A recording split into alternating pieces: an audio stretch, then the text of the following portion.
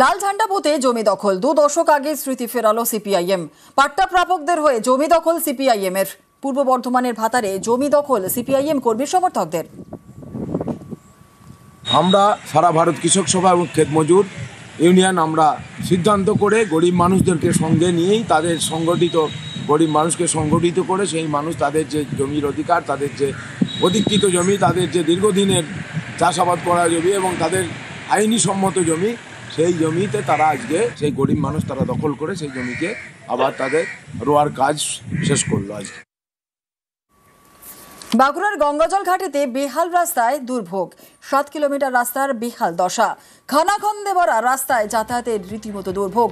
বেহাল প্রধানমন্ত্রী গ্রাম সড়ক যোজনায় তৈরি রাস্তা। দ্রুত রাস্তা সারাইয়ের আশ্বাস জেলা পরিষদের। রাস্তা তো খুব ভয়ানক অবস্থায় আছে এবং এই রোডে টোটালি 4 চাকা থেকে টু হুইলার থেকে প্রায় যাতায়াত বন্ধর মুখে আছে। যারা খুব এমার্জেন্সি জরুরি সামনে যে 1 কিলোমিটার 1.5 কিলোমিটার জলজবাইপুর আমাদের পঞ্চায়েত আসার জন্য যতটুকু প্রয়োজন সেইটুকু ছাড়া কেউ দাদা আসতে পারে না। এবছর প্রচুর বৃষ্টি হচ্ছে, বৃষ্টির কারণে রাস্তাঘাট কিছু খারাপ হচ্ছে, তো সেই দিকে আমাদের নজর আছে, নিশ্চয়ই আমরা খতিয়ে দেব। পূর্ব বর্ধমানের খণ্ডঘোষে বেহাল রাস্তায় দুর্ভোগ। খণ্ডঘোষের গোপালবেড়ায় 800 মিটার রাস্তার বেহাল দশা। শ্মশান লাগোয়া রাস্তায় কাদা জলে হয়রানি। কাদা জল পেরিয়ে যাতায়াতে ভোগান্তি। দ্রুত সমস্যা সমাধানের আশ্বাস জেলা পরিষদের।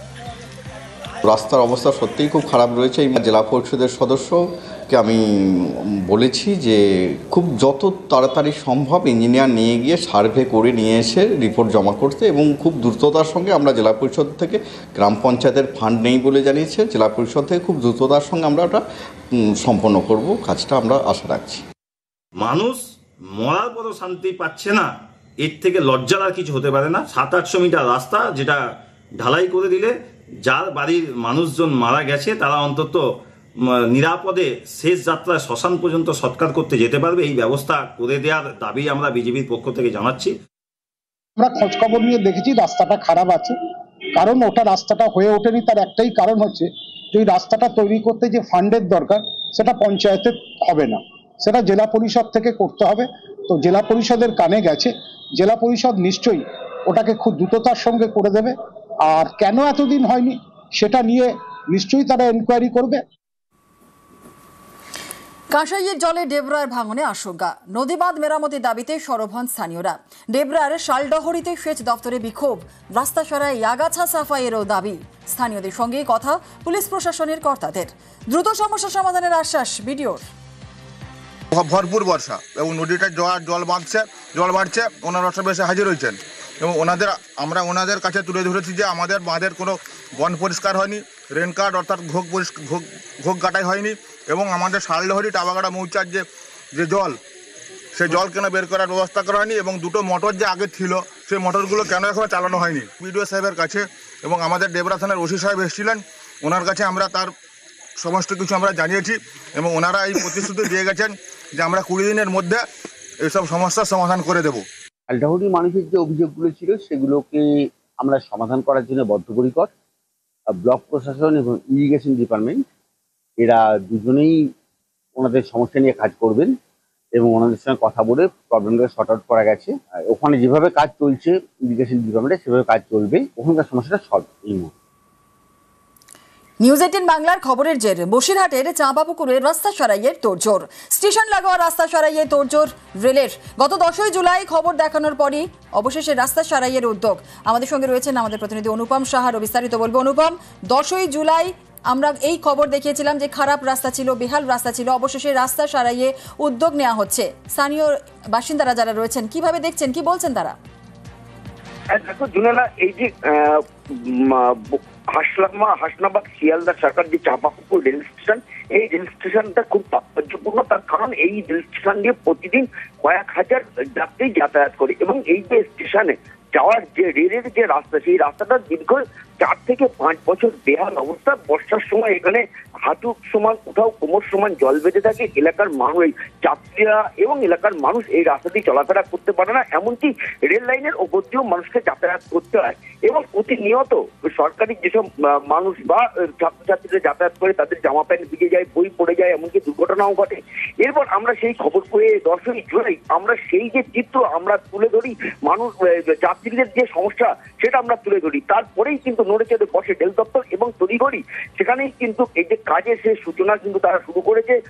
ইতিমধ্যেই যে রেলের যে স্লিপার সেই স্লিপার এনে ফেলা হয়েছে এবং রাবিশ এনে ফেলা হয়েছে এবং কয়েকদিনের মধ্যে কাজ শুরু হবে বলেই কিন্তু আমরা জানতে পেরেছি। এবং আমাদের এই যে খবরের জেরে এখানে যে কাজটা শুরু হতে চলেছে 4-5 বছর পরে, তার জন্য কিন্তু এলাকার মানুষ থেকে শুরু করে যাত্রীরা কিন্তু আমাদের নিউজ 18 বাংলাকে কিন্তু অসংখ্য ধন্যবাদ জানালো।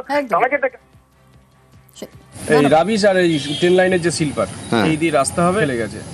তবে যতটুকু শুনলাম এই জল কমলে তারপরে রাস্তাটা হবে। কত বছর পরে হচ্ছে রাস্তাটা?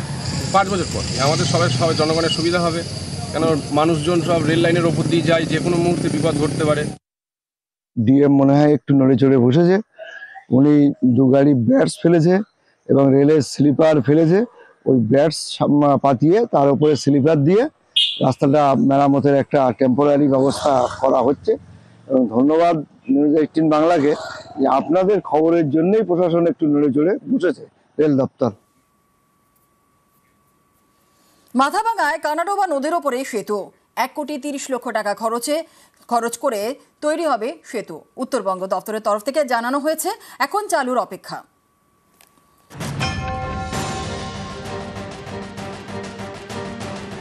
কোচবিহারের মাথাভাঙা, এখানকার কেদারহাট গ্রাম পঞ্চায়েতের কেশরি বাড়ির গা ঘেঁষে বয়ে গিয়েছে কানাডোবা নদী। এই নদীর উপরে তৈরি করা হয়েছে সেতু 1 বছর আগে। এখন কাজ শেষ হয়েছে? না, হয়নি, কাজ চলছে এখন। আমরা গেছি বাসের সাগরে, সামনে ওইদিকে অনেক জল পার হয়ে গেছি। সাগর উপর দিয়ে যাতায়াত করতে হতো, কতটা সমস্যা হতো? স্যার অনেক সমস্যা হয়েছিল এর আগে। ছোটো একটা সাগর দিত, টোটো যাইতো না, সাইকেলে যাইতে যেত না, একটা ভ্যান গাড়ি যাওয়া ছিল না। কানাডোবা নদীর একদিকে কেদারহাট গ্রাম পঞ্চায়েত, আরেকদিকে গোপালপুর গ্রাম পঞ্চায়েত। এতদিন দুদিকের বাসিন্দাদের নদী পারাপারে ভরসা ছিল বাঁশের সাঁকো। সে পথে পদে পদে বিপদ। স্থানীয়দের দাবি, প্রতি বছর বর্ষায় ফুঁসে ওঠে কানাডোবা, ভেসে যায় বাঁশের সাঁকো। তখন প্রায় 5 কিলোমিটার ঘুরে যাতায়াত করতে হতো। তাই এখানে পাকা সেতুর দাবি ছিল দীর্ঘদিনের। সেই মতো উদ্যোগ নেয় উত্তরবঙ্গ উন্নয়ন দপ্তর। 1,30,00,000 টাকা খরচে তৈরি হয়েছে নতুন ব্রিজ।